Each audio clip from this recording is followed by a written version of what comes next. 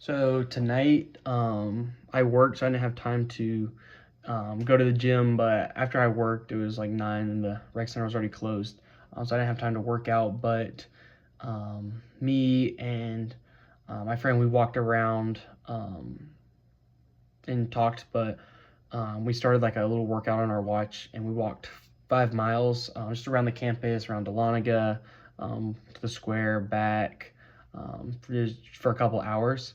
Um, that exercise in of itself would have been slow glycolysis.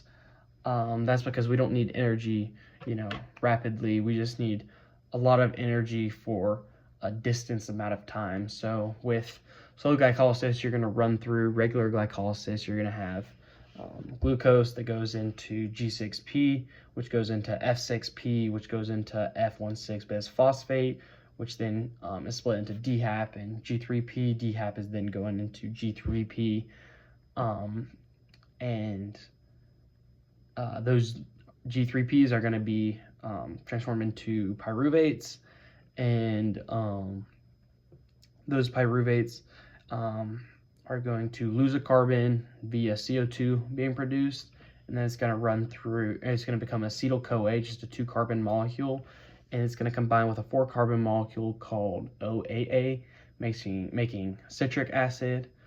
Citric acid is then going to be able to run through Krebs cycle, losing a carbon at each stop, but it's going to net 3 NADH and then 1 FADH.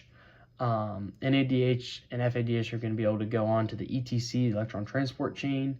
There's going to be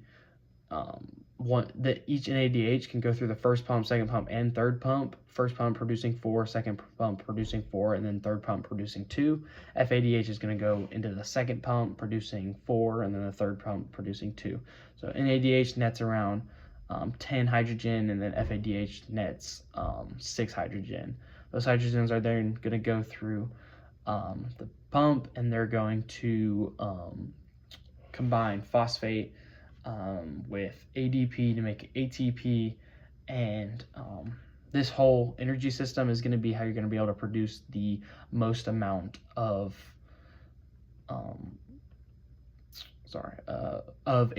and energy. So this is kind of why walking those 5 miles, that long distance, required slow glycolysis as the energy system, or aerobic glycolysis.